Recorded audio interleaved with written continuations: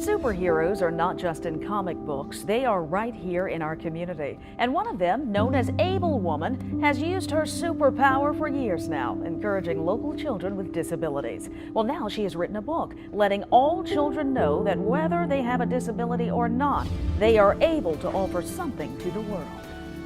You can often find Vinceretta Hicks here in Dorey Park doing what she has loved ever since she was a child, enjoying the feeling and the freedom of riding a bike.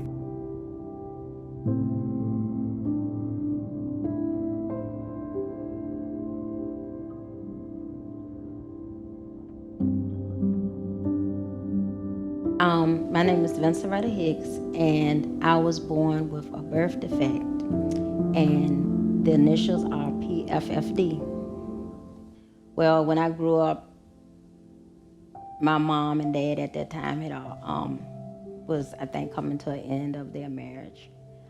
So my mom had to take I and my sisters, and she moved in Whitcomb Court. That's where we mostly grew up there. And just growing up in the projects, as people call them here in Richmond, it was hard. I was different. Kids had never seen anyone like me. I limped. I had a very bad limp. And with an artificial leg, I just was different. And so kids picked on me a lot. Most of the times when I was at school, they would call me black and crippled. You know, look at you with your black crippled self. You know, I think probably at the time I didn't know what was my first name or my last name, because I know it was called mostly by my name itself.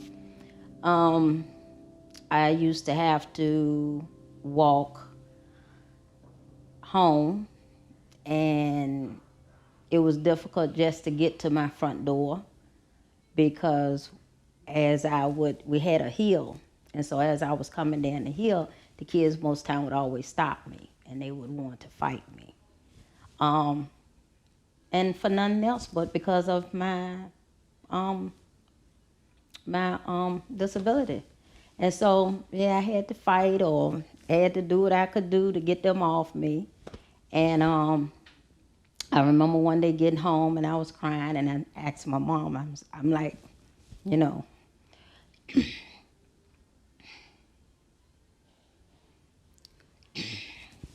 a minute.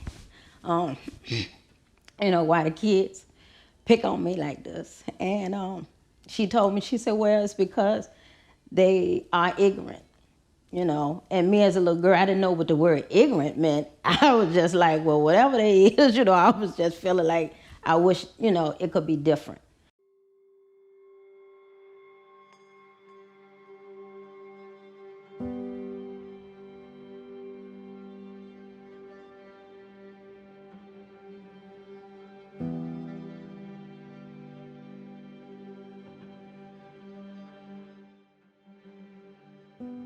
My name is J.D. Morris. I am a certified prosthetist and orthotist, which essentially means that I have been trained to make artificial limbs and braces for people. I have been doing this now since 1994, so I'm coming close to 30 years of having been in this line of business. I started in Charlottesville, Virginia, and worked there for a little over 20 years, and now back in Richmond area, which is my home. I am with Virginia Prosthetics and Orthotics, and I have been with them almost 11 years now.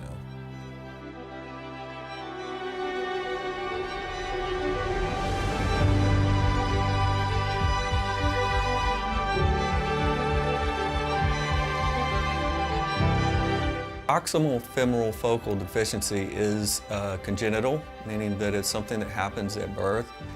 Usually it is a developmental influence when prenatal, and there are a number of causes. It could be trauma, it could be things such as drugs, thalidomide, which was used back many years ago for morning sickness. Pregnant mothers were taking that, and often the children would develop deficiencies. So proximal femoral focal deficiency is a situation where the femur, the thigh bone, doesn't develop correctly. and there's multiple levels of development, meaning they're categorized from A through D. A would be the least affected, D being that there's virtually no thigh bone, no femur there. In our case, and what we do is we fit that individual with a prosthesis to restore limb function.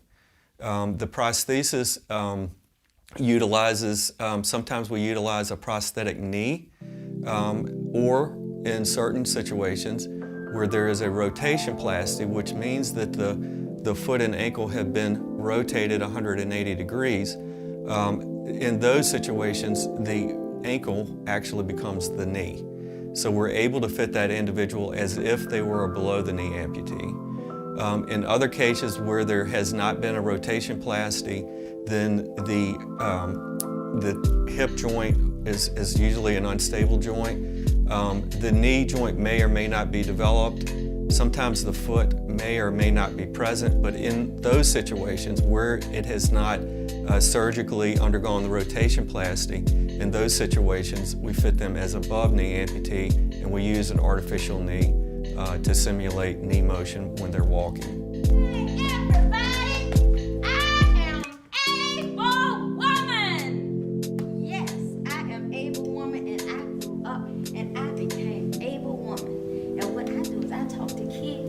Bullying and not committing suicide.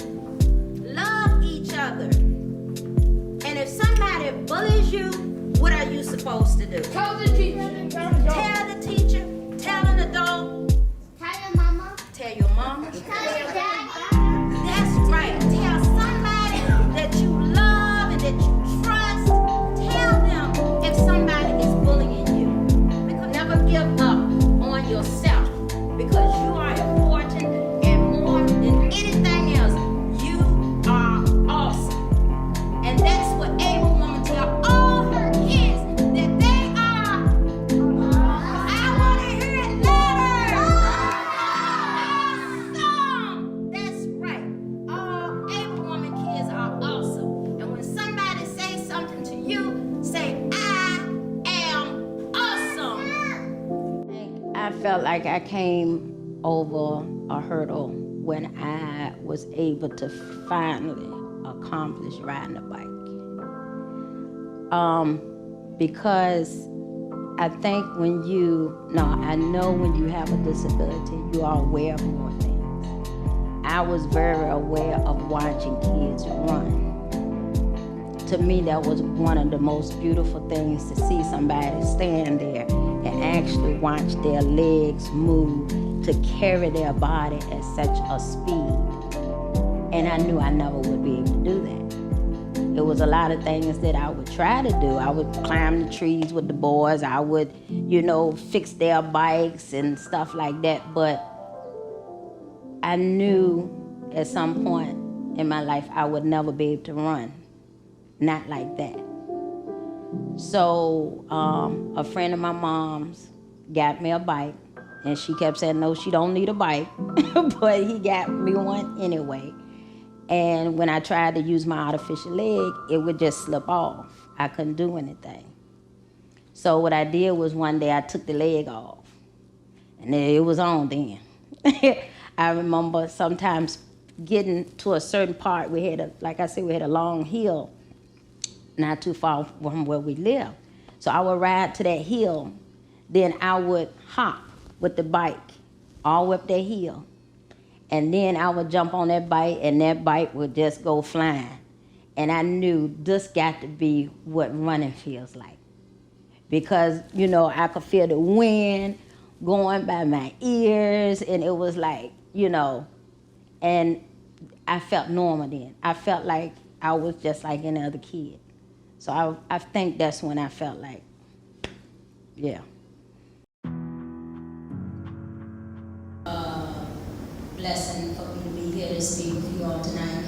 But I'm able woman. I've been going throughout Richmond, and what I do is I try to reach the children. I try to tell the kids about bullying, and I am definitely an advocate as far as trying to get the kids to realize what bullying does to others. Because as a young child, I was bullied. I was bullied a lot. I felt like I came from Mars because when I went to school, I was basically the only one in school at that time with a disability. At that time, they didn't have where they had incorporated a lot of children coming into the schools that had disabilities. And another thing I'm doing is trying to get people or kids to realize that when they do that, a lot of kids are committing suicide. And suicide is a big issue, and it's not only for the kids that are in school. I was also reading how many of our veterans commit suicide. And that's why I have really been hitting the pavement as far as just trying to reach the children about that. And when I talk to the adults, when I talk to the kids, I go like this. Because I try to get the kids to feel more comfortable with me and talking with me about how they feel. But all of you are adults, so my other thing is this. When I talk to the adults, I'm removing the mask. Because this is something that we all have behind. A mask is something that every day, women and men, we put on to go out in public. Because we try to hide the way we feel about things and hide how people make us feel. We rely on so much of what someone else says, how somebody else treats us. But we have to start relying on and putting money into ourselves. I think about when I was a little girl, how sometimes we would get banks, a little piggy bank for Christmas or for our birthday. And you know, your grandma would always say, here's 25 cents, put it in your bank and you're gonna be rich one day. But the whole point is, we have to start being our own banks and putting money in ourselves. And I say that because we have to build ourselves up. We can't continue to pay attention to somebody else putting us down, somebody else telling us who they think we are. We got to know who we are. So Vinceretta contacted our office several months ago and just asked, hey, would you mind if I came in and sat down and talked with you? And she came in and literally was one of those people, when she first sat down, I could tell she just has a magnetic personality. She just is one of those that wants the best from everyone. And when she sat down in that chair, even though we had our mask on, I was smiling underneath because I could see someone that is inspiring to those around her. And I just told her at the end of the visit, I said, you know what, I don't know you that well, but I can already tell that I'm going to love working with you on this project. For you, KP, the one that said, you challenge me, hey, I got your challenge. That's right. Got a fight, got a helmet, I'm good to go. Watch. Tell 'em.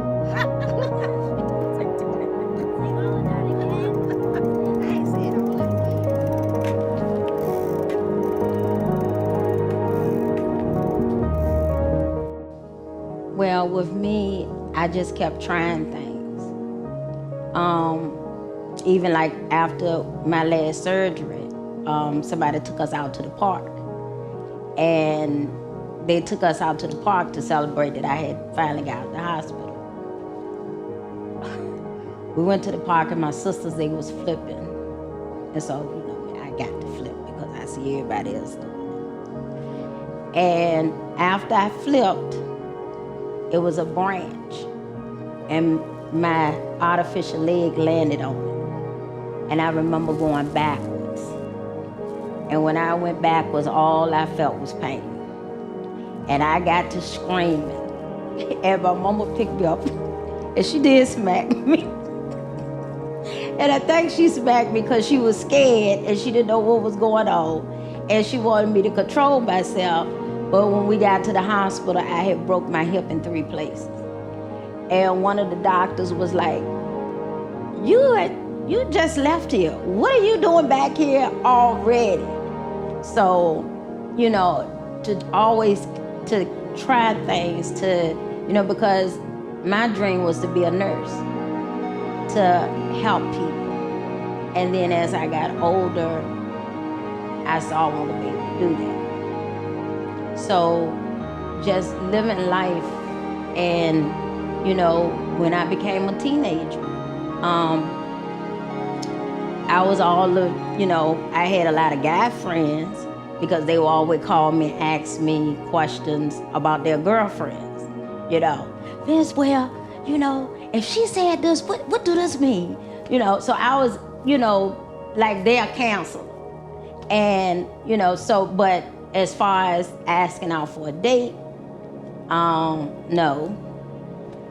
And then one day, a family member of mine, I was just sitting at the house, kind of chilling, because sometimes that's most of what I did, especially when I was a teenager, because everybody, the young girls, they going out. I would be we used to have to change out for gym, so I would be in the gym locker room hearing the girls talk about, their boyfriends and things of that nature. And I remember a family member, I was at home, probably Friday, Saturday night, and they came in the house and they sat beside me and they was like, you ain't gonna never get no man. You're gonna have a boyfriend, And, things like that you don't forget. And I remember like, okay, so now what? But then I was like, well, I don't have one there anyway. So it was like, okay, But yeah, and they told me, I wouldn't never get married. So I think I just accepted it and, just continued to live my life. But I did meet somebody. My first husband, my stepbrother called. He was like, I got this guy, he's really nice. I want you to meet him. And I was like, okay, I just want you to talk to him, So, he puts him on the phone and we just started talking, and then he called me again. But then I was afraid because then he had never seen me. And I was like, okay, did my brother tell him, about my disability? Or if he did, how is he gonna feel when he look at me and, and see that, So, through life, you live and just take each moment and try to deal with it. And so even with that, when he asked me out, I'm like, well, I think I need to tell you something. My leg is, different and whatever. And so he was like, oh, yeah, okay, that's fine. And we went out and everything, and yeah, so we ended up getting married. Fast forwarded, my mama fell in love with him. He was just like her son, and I wasn't 18, I was 17, just about 18, and she signed for us to get married. It was too young. I hadn't grown up yet, mentally. So we got married, and when my son was about 2 years old, my husband got killed.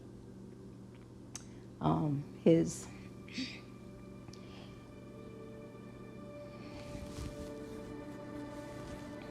his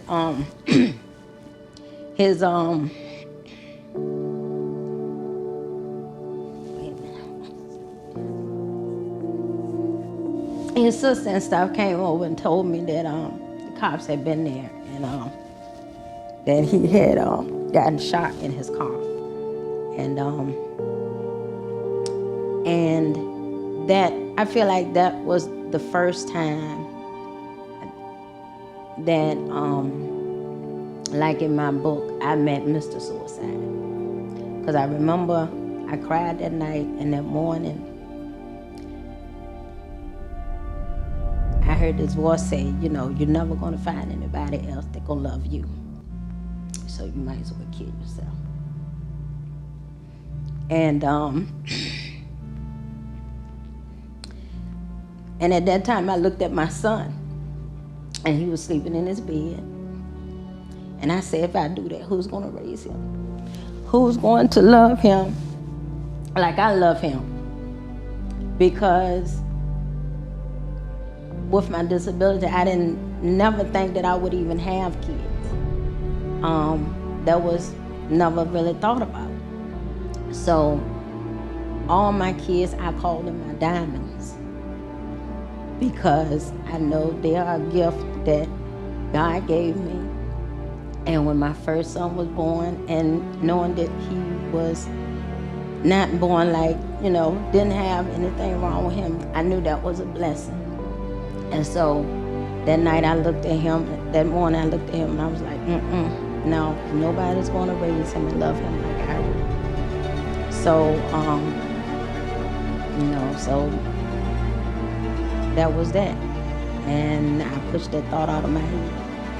And now he's 30.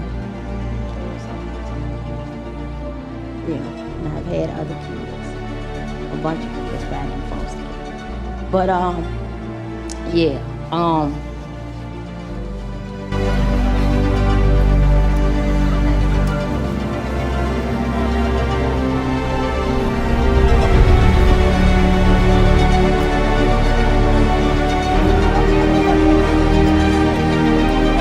started a nonprofit to help people. Whether it was kids that needed things for Christmas, and after me having a leg made, this 10,000, I would like to use my nonprofit to help other kids that have PFFD, because I know it can be expensive. After going on the website, I see a lot of parents having to fly to different places for their children to get surgeries. I would like to help with that. I know that this is rare, being born with this, but I see that there are a lot of children that has come after me that has this disability. And when I was in the hospital, my mom had to catch about two buses, and she would have to leave at a certain time so she could try to get back before it got really late, because, I had siblings. And so therefore, yes, if I could reach those families, especially with my nonprofit, and be able to help in some kind of way. If it's nothing but helping with their shoes, helping with travel.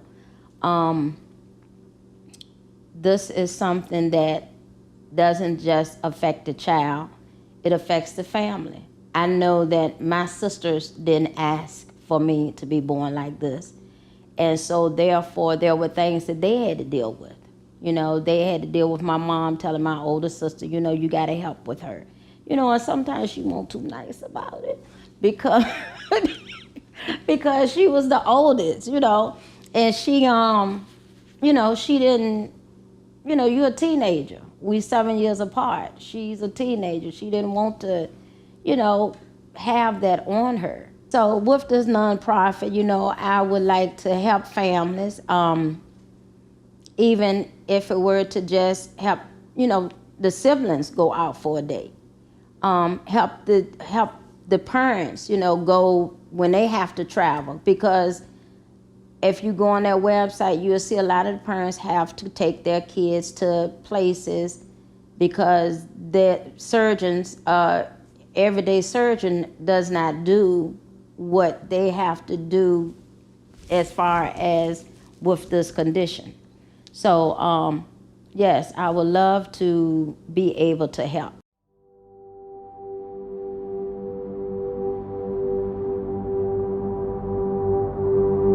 I met my husband, and he had not had any children. So I ended up having a miscarriage. So that's when I decided I was going to do foster care. And because I know I needed to stay at home, I was working at the time. The reason I had a miscarriage because the place that I worked, I had to go up all these stairs. And so I said, well, with my disability, if I want to have any more children, I probably need to stay at home. So I was trying to find something to do. I know I always loved kids. I used to love babysitting. So what I did was I saw some ad or something, and I called to people about doing foster care. And that was just like being a nurse to me, because they would send me babies that had a lot of problems. They sent me babies that were drug babies. And with a drug baby, they cry a certain time every night. And one child he would cry like for 4 hours. And you couldn't give him a bottle. You couldn't do nothing but hold him. And so when I would get those babies like that, I would hold them. And I would always sing to them, somebody loves you, baby. And I found my niche, because then, can I say City of Richmond? I was working for the City of Richmond at that time. And I would tell anybody, you know, as far as doing foster care, adopting children, it's a need out there. It's just been a fulfillment in my heart to see kids sometimes come one way and then leave out another way, because they have gotten that love.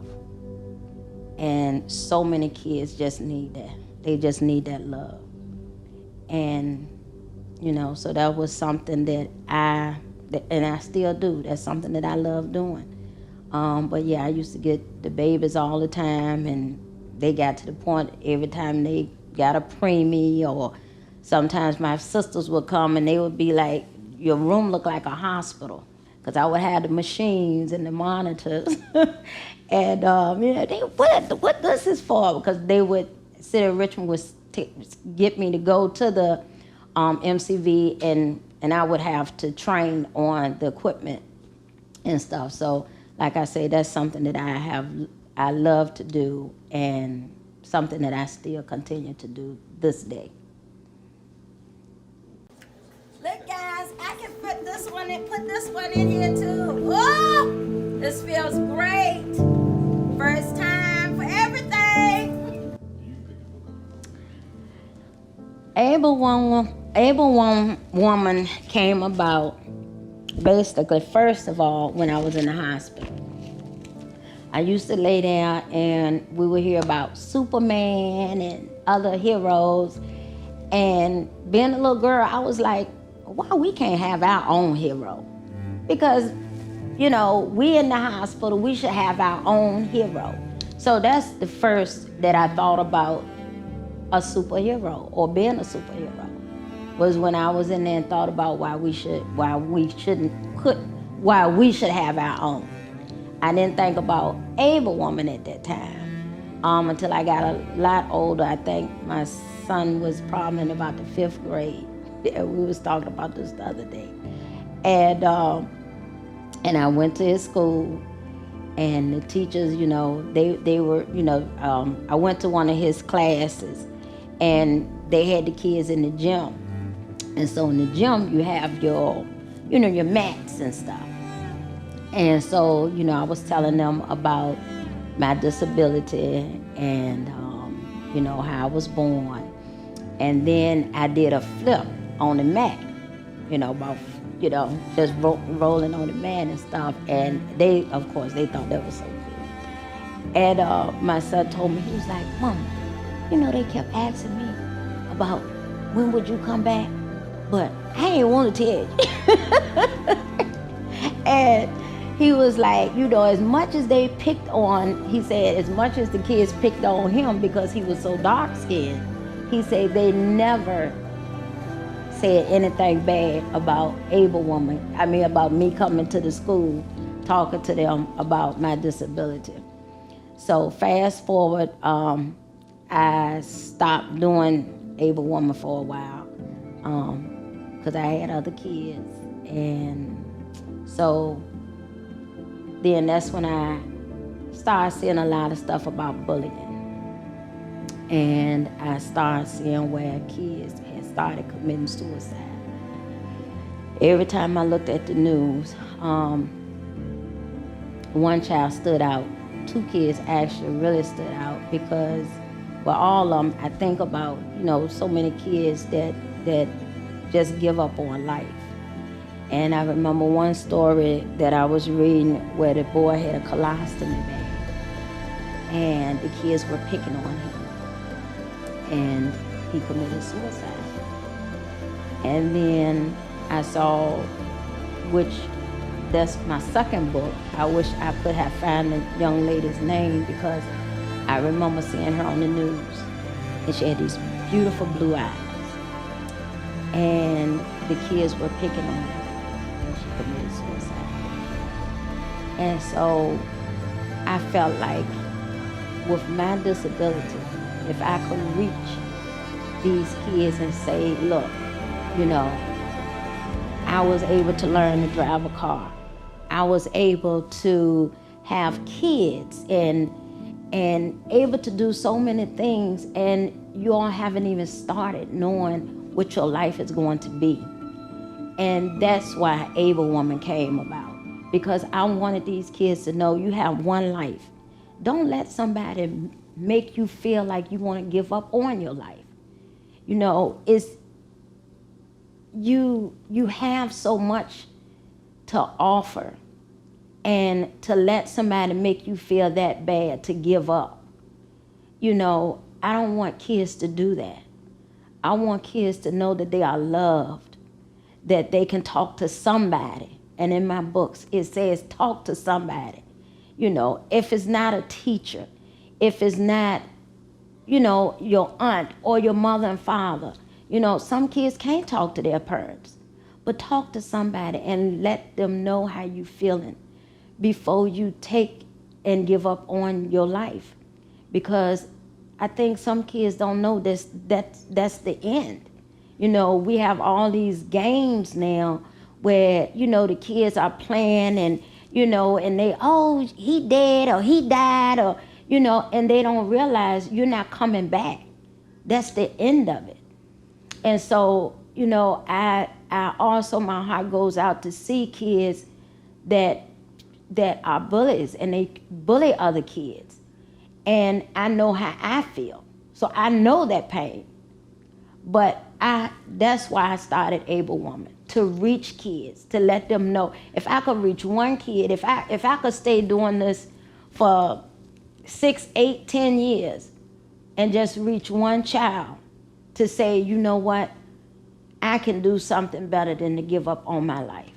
And maybe not even a child, an adult. I don't care who it is. But if I could reach just one person, then I feel like, okay, I would be thankful. I would be like, Jesus, good. Because all of us are here for a purpose. I didn't even know I was here for the purpose I'm here for now. That I've been to events, I've been talking to kids. Somebody even booked me to go to the VA, to talk to women that, been in the service. And I'll never forget this nice lady, I was talking and everything, was standing up there and I was telling them about, my disability and stuff. And then I took my leg off and she was like, whoa, I didn't know that was going on. She was like, I didn't know someone, that your leg was like that. A lot of people see me, they think that when I walk in, I have a cape on and, and by I walk with my artificial leg, they assume that it's something wrong with my hip. And so, when I took my leg off, it was like, okay, but, just to sometimes touch children and for them to see, that just because you're made different, you still want to be loved. And just because you're made different, you still need to live your life. And don't let people make you give up on life. And I often hear people always say, people always making a bucket list. No, We don't need to make a bucket list. Make a let me live list, a life list, of things in your life that you want to do and that you can do. And if you can't do one thing, try something different. And one of my sayings when I first started doing this with children, I used to say, I'm removing the dis from disability, because every child is able to do something.